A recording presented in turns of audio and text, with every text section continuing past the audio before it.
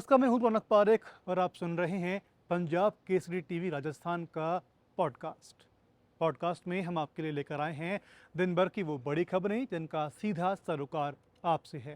पहली खबर राजस्थान प्रदेश कांग्रेस से जुड़ी हुई है। बात करेंगे कांग्रेस में राष्ट्रीय अध्यक्ष पद को लेकर के लगातार घमासान मचा हुआ है। इसे लेकर के राज्यसभा सांसद और CWC के सदस्य प्रमोद तिवारी जयपुर पहुंचे और उन्होंने कहा कि गांधी परिवार से ही राष्ट्रीय अध्यक्ष बनना चाहिए।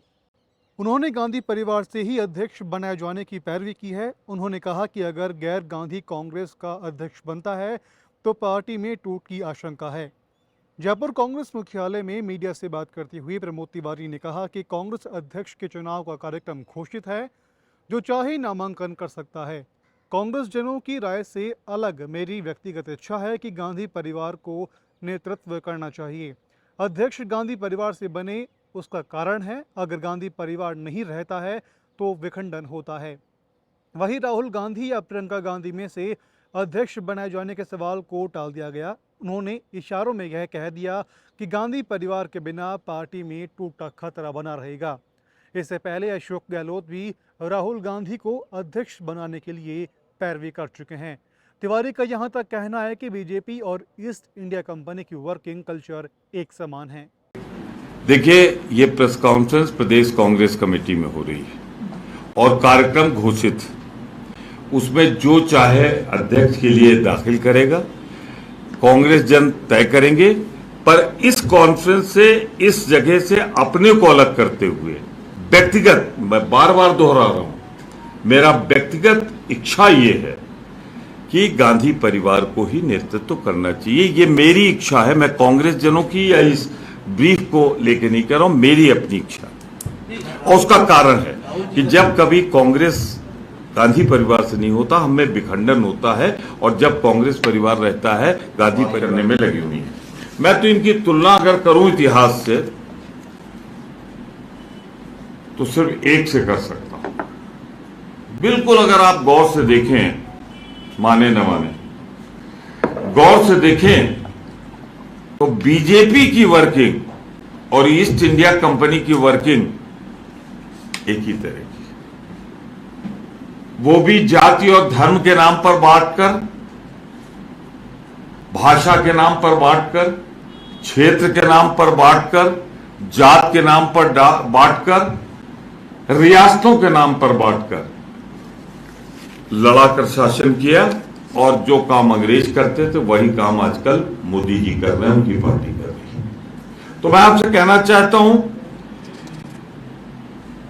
देश का इतिहास साक्षी है कि जब जब धर्म और जात पे हम बटे हैं, हम कमजोरी नहीं हुए हैं, गुलाम हुए हैं। और जब जब धर्म और जातीय भाषा से ऊपर उठे हैं, भारत सशक्त हुआ है, भारत सबसे बड़ी ताकत बना है। और इसकी मिसाल बहुत दूर मत जाइएगा, इंदिरा जी का कार्यकाल याद कर लीजिएगा, कांग्रेस का कार्यकाल याद कर लीजिएगा। कहा राहुल जी ने, कांग्रेस ने कहा कि हम राजस्थान में अगले साल होने वाले चुनावों को लेकर के बीजेपी ने अपने कुनबे को बढ़ाने के लिए, अपने परिवार को बढ़ाने के लिए मजबूत रणनीतिक कदम उठाने शुरू कर दिए हैं। इसके मद्देनजर रविवार को जयपुर में बीजेपी प्रदेश मुख्यालय में बड़ी संख्या में कई नेताओं को ज्वाइनिंग करवाई गई। इसमें पूर्व मंत्री से लेकर के गत विधानसभा चुनाव में अच्छे वोट बटोरने वाले विभिन्न दलों के और विचार से आए नेता शामिल हैं।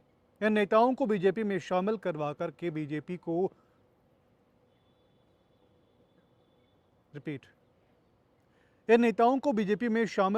बीजेपी दो टूक संदेश देना चाहती है कि पार्टी में कोई भी संगठन से ऊपर नहीं है।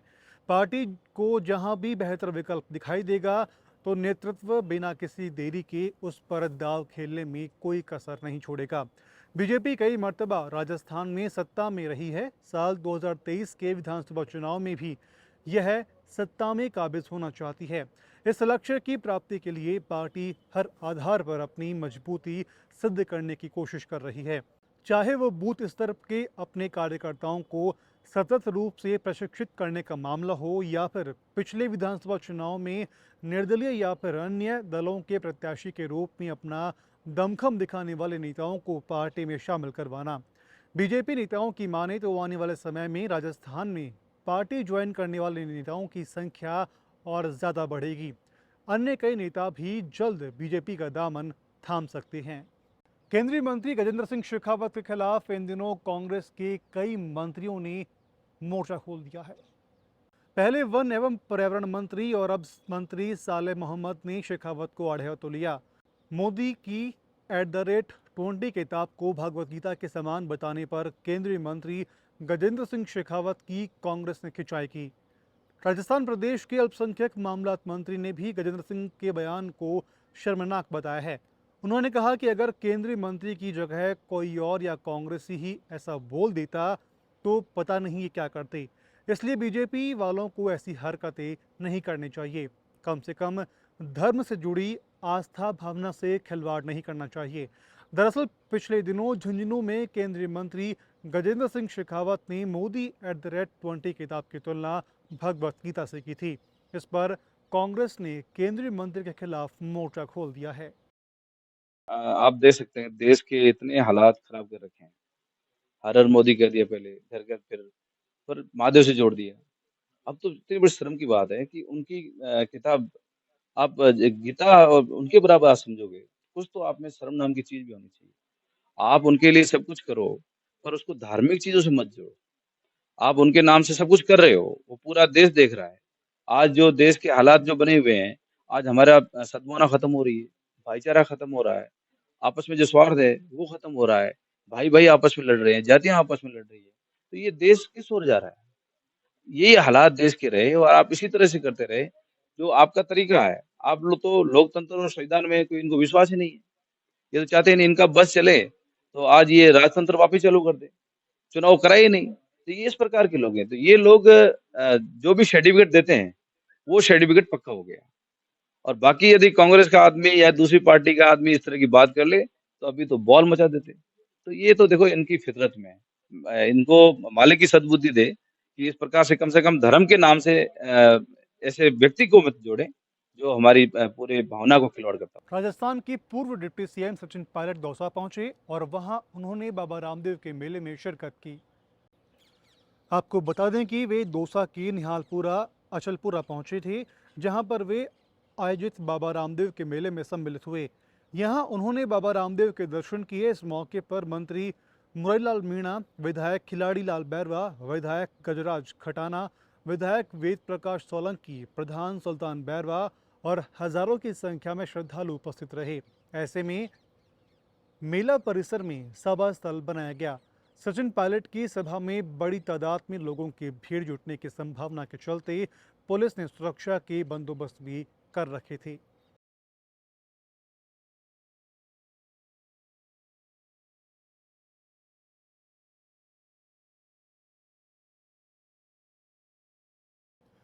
प्रदेश में बेरोजगारों की बात करें तो सरकार ने जो रोजगार देने के वादे किए थे, उसके खिलाफ लगातार सरकार फेल होती हुई दिखाई दे रही है। पिछले कोरोना के समय में स्वास्थ्य सहायकों की सरकार ने भर्ती की थी और उसके बाद सरकार ने उन्हें हटा दिया है, जिसको लेकर के वे लगातार विरोध कर रही हैं। पिछले 150 दिनों से लगातार आंदोलन कर रहे कोविड स्वास्थ्य सहायक ने जयपुर में अजमेर रोड स्थित महापुरा में पड़ाव डाला। यहां से आंदोलन में इनके साथ राज्यसभा सांसद किरोड़ी लाल मीणा, चौमो विधायक रामलाल शर्मा भी मौजूद रहे।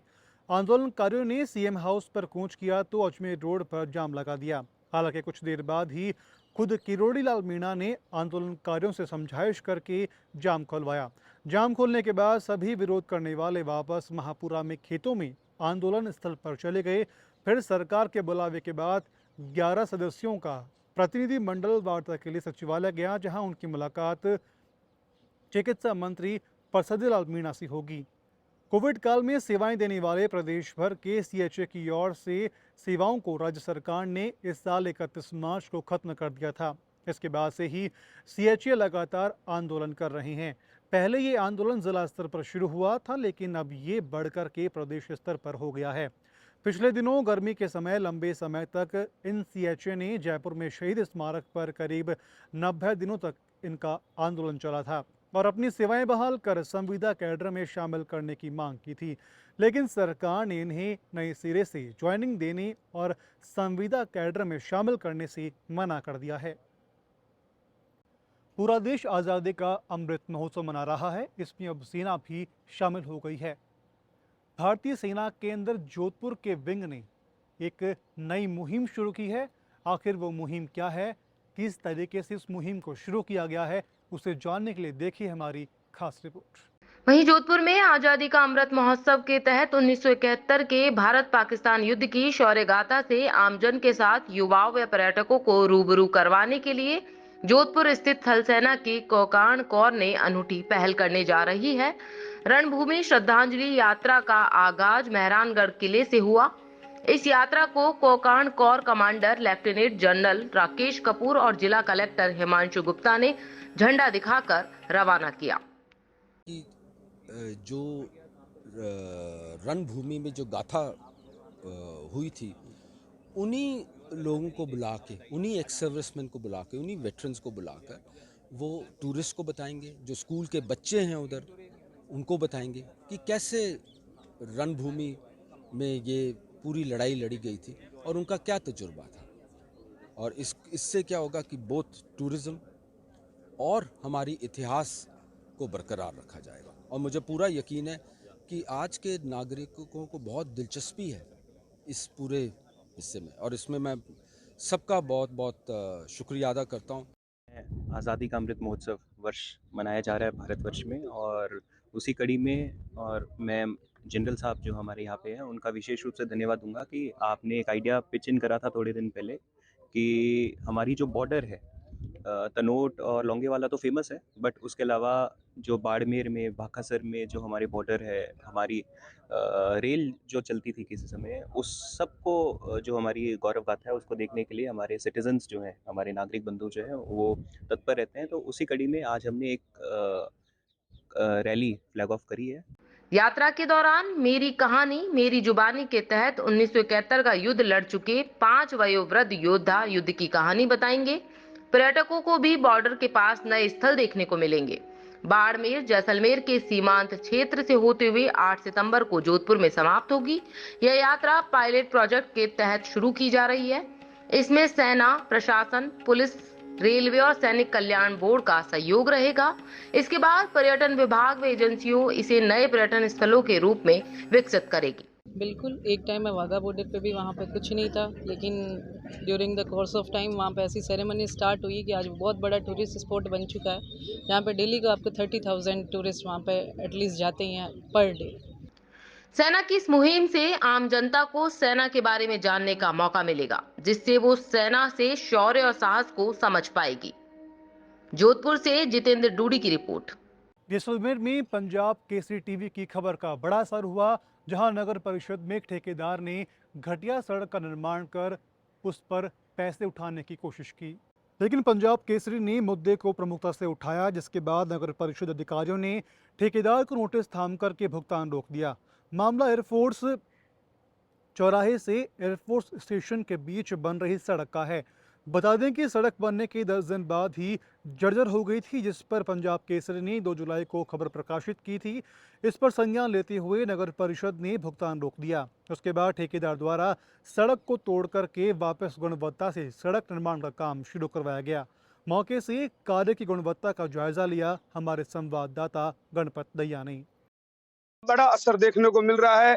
2 जुलाई को एक खबर पंजाब केसरी में चलाई थी कि 10 दिन पूर्व बनाई सड़क की गड्ढों में तब्दील हो गई थी, और उसके बाद जो है वो नगर परिषद के अधिकारियों ने उसका भुगतान रोककर उसे दोबारा से सड़क बनाने का नोटिस थमा दिया था, और आज उसका असर देखने को मिल सकता है। आप देख रहे हो इस जेसीबी जो कि सड़क को तोड़ रही है।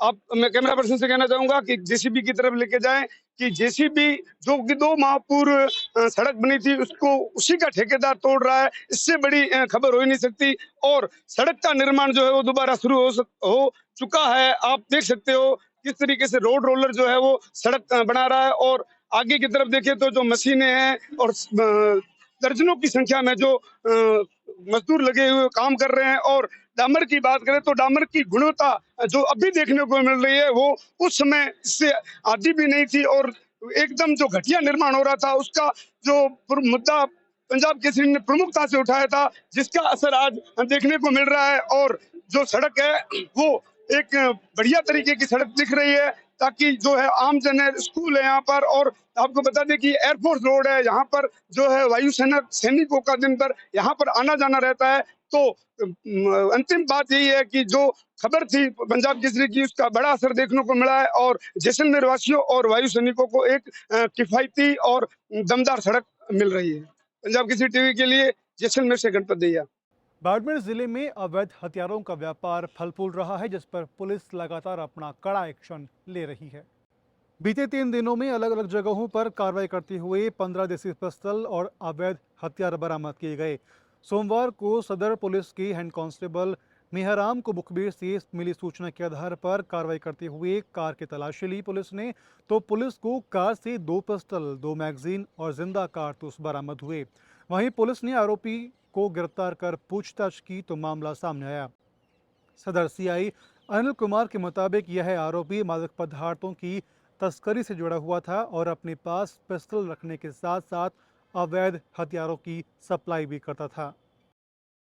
को अंजाम दिया, क्या सूचना मिली थी और किस प्रकार की कार्रवाई पुलिस द्वारा की गई है अवैध हथियारों के खिलाफ? हमारे पुलिस अधीक्षक श्रीमान दीपक जी भार्गव साहब द्वारा अवैध हथियारों के विरुद्ध एक अभियान चला रखा है जिले में, और पीएचक्यू के भी निर्देश हैं अवैध हथियार और एनडीपीएस के विरुद्ध कार्रवाई का। इसी कार्रवाई के मद्देनज़र हमारे थाने में हेड कांस्टेबल मेहराम ने मुखबिर सूचना प्राप्त की। सूचना के अनुसार एक व्यक्ति मंगीलाल बिश्नोई निवासी चीतलवाला, सूचना प्राप्त हुई कि वो अपनी एक स्विफ्ट गाड़ी से आ रहा, उसके पास 2 वेपन है। तो वहाँ पर नाकाबंदी करी चौटन रोड पे खेजी की प्याऊ के आसपास, फिर उसको रोका, उससे बरामद 2 पिस्टल बरामद की, मैं 2 मैगजीन 2 राउंड, और फिर उसकी सूचना पर एक व्यक्ति और जिसका नाम दिनेश है वो वहाँ बस से आया था और बस से ये उतर के यहाँ पर कुर्जा फाटा से पहले, तो उसको भी पकड़ के पूछताछ की तो उसके पास भी एक हथियार मिला और एक मैगजीन और उसके साथ एक खाली केस। मांगीलाल चितलवाना थाने में एनडीपीएस में जिसमें 2 केजी उसके अफीम का दूध बरामद हुआ था, वो वहाँ पर वांटेड है, और धोरीमिन्ना थाने में एक अपहरण के मामले में वांछित है। और दिनेश जो है ये कुछ समय पूर्व शेडवा थाने में अवैध पिस्टल पकड़ने की कार्रवाई होती है, उसमें वांटेड चल रहा है। सर ये कोई बड़ी जानकारी क्या मिली है, कहाँ से लाए, क्या करने वाले थे? ये मध्य प्रदेश के इंदौर के पास से कहीं से लाना बता रहे हैं, और इनका काम ये है खुद हथियारों को बेचते हैं। पहले इनकी 3 हथियार पकड़े गए थे जो शेडवा में, और उसके बाद ये खुद क्या नारकोटिक्स और तस्करी से जुड़े हुए जो अपने पास रखते हैं, कुछ शौकिया तौर पर कुछ इस पर अपनी कार्रवाई के लिए। सर एक की उम्र 21 साल, एक की 32 साल, इतनी कम उम्र के जो ऐसी वारदातों में घुस चुके हैं, तो क्या कितना बड़ा संकट है समाज के लिए आने वाले दिनों में? बाड़मेर जितना शांत जिले में इस प्रकार की कार्रवाई होना वाकई चिंताजनक है। आजकल युवाओं में एमडी, इसमें डोडा, ऐसी तस्करी का उनका एडिक्शन और हथियारों को रखने का एक प्रचलन टाइप बन गया है। ये पुलिस अधीक्षक ने हमारे बड़े गंभीरता से लिया है, और एसपी साहब ने एक तरह से हमारे बाड़मेर क्लीन का एक अभियान चला रखा, जिस टाइप से वे अवैध हथियारों के विरुद्ध अधिक से अधिक कार्रवाई करें। इसी दौरान हमने अभी जिले में पहले 10 हुई, फिर एक बाईतू में हुआ, फिर कल्याणपुर में हुआ, और अभी सदर थाने में इस प्रकार करके 3 दिनों में करीब 15 हथियार हमने पकड़े। कैसा सर ये 2 अलग-अलग है या एक साथ है? इनकी कोई गैंग वगैरह है क्या? ना, इनके कोई गैंग नहीं है, ये एनडीपीएस के कार्यों से जुड़े हुए हैं। अफीम की डोडा पोस्तियों की तस्करी करते हैं और हथियार लेके आते हैं, हथियार यहाँ पर दूसरे तस्करों को बेचान करते हैं। क्या सर पुलिस वहां तक जाएगी जहां से हथियार? चलते चलते नजर डालते हैं 6 सितंबर 2022 की बड़ी खबर पर।